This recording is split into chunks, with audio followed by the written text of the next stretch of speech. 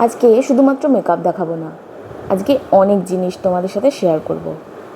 2019 যখন করোনা আসে তখন কিন্তু আমাদের একদম বাড়িতে বসা অবস্থা, কেউ কোথাও যেতে পারি না, আর সেরকমই কাজেরও অবস্থা। কিন্তু এর মাঝখানে আমি একটা কাজ পেয়েছিলাম, সেটা হলো বউ সাজানো, মানে মেকআপ করে দিতে হবে। আর এই রকম পরিস্থিতিতে তার কীরকম ডিম্যান্ড কিচ্ছু জানি না, জাস্ট একজনের রেফারেন্সে আমি গেছিলাম। সেখানে গিয়ে একটা অদ্ভুত চ্যালেঞ্জের মুখে আমার পড়তে হয়েছে, আর এরকম চ্যালেঞ্জ কোনো দিন আমি ফেস করিনি। যে ব্রাইডকে আমি সাজাতে গেছিলাম সে কিন্তু খুব মিষ্টি ছিল। মিষ্টি বলতে অনেক হয় না, খুব বাধ্য টাইপের মেয়ে, তো ও সেরকম ছিল। আর ওর হাজব্যান্ডও খুবই ভালো ছিল। এরপর আমি তো পুরো আমার যা যা প্রোডাক্টস নেওয়ার সমস্ত কিছু আমি নিয়ে গেছি, কিন্তু ওখানে গিয়ে একটা অদ্ভুত রকমের ডিম্যান্ডস আমাকে করেছে। সেটা হলো, একে লকডাউন, কোনোটার উপর কিছু ভরসা নেই, ইভেন কোনো মানুষের সাথে কথা বলতে গেলেও 10 হাত দূরে দাঁড়িয়ে কথা বলতে হয়। ওদের ডিম্যান্ডস ছিল কোনো রকম ব্রাশ বা মেকআপ ব্লেন্ডার কিচ্ছু ইউজ করা যাবে না। আর এটা শুনে আমি একদম শকড হয়ে গেছি, কারণ কিছু কিছু ক্ষেত্রে হয়তো পসিবল ব্লেন্ড করা, বাট সব ক্ষেত্রে সম্ভব না। কারণ একটা পুরো ফেসের মেকআপ যখন করব আমরা বা করি, তখন ব্রাশ বা ব্লেন্ডারের প্রয়োজন হয়। ভালোভাবে ব্লেন্ড করতে গেলে এগুলোর প্রয়োজন হয়, সব কিছু হাত দিতে হয় না। আর এটা শুনে আমি ভাবছি আমি কিভাবে ম্যানেজ করব।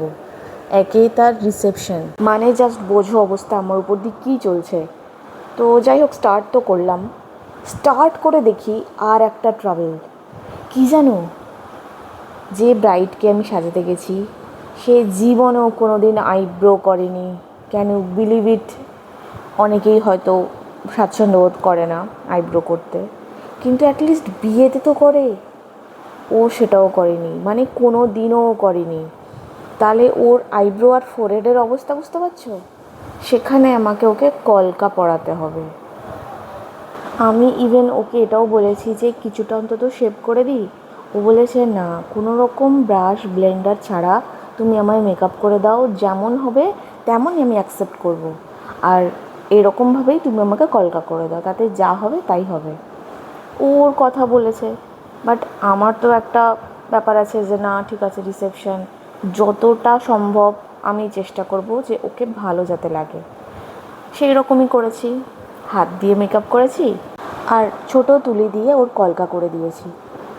যতটুকু সম্ভব আমার দ্বারা করার আমি করেছিলাম, কিন্তু একটা স্যাটিসফ্যাকশন ছিল লাস্টে। সাজানোর পর ওর বর যখন ঘর খুলে ওকে দেখতে আসে যে ওকে কেমন লাগছে দেখতে, ওর বর বলছে, এটা কে? এটা কি আমার বউ না মডেল? তো এইটা আমার ছিল একটা পাওয়া। মানে সত্যি কথা বলতে, এত কিছু চ্যালেঞ্জেস অ্যাকসেপ্ট করে ওদের যে বউকে ভালো লেগেছে সাজানো, সেইটাই আমার কাছে অনেক বড়। আর সবাই দেখে ভীষণ অ্যাপ্রিসিয়েট করেছে, আর ওদেরও খুব ভীষণ ভালো লেগেছে। আমি অবশ্য ওর পিকচারটা তোমাদের সাথে শেয়ার করব, যেহেতু অনেক দিন আগে, সেজন্য একটু খুঁজে বার করতে লাগবে। এরপর আমাদের বললো যে না ঠিক আছে, তোমরা একটু কিছু মিষ্টি টিষ্টি খেয়ে যাও। আমরা বলেছি না, আমরা কিচ্ছু খাবো না।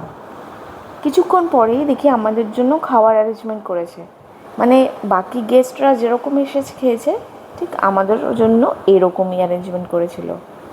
আর আমরাও না করার পরও ওনারা শুনছিলেন না, তো বাধ্য হয়ে আমাদের খেতে বসতে হয়েছে। তো এইটা ছিল আজকের স্টোরি। আমার মানে বলতে ভীষণ ভালো লাগছিল, জানি না তোমরা বিশ্বাস করবে কি না, কিন্তু এটা একটা বড় অ্যাচিভমেন্ট। আর সবসময় কি জানো তো, টাকাটাও বড় বিষয় নয়, টাকার থেকেও বড় বিষয় হলো মান সম্মান।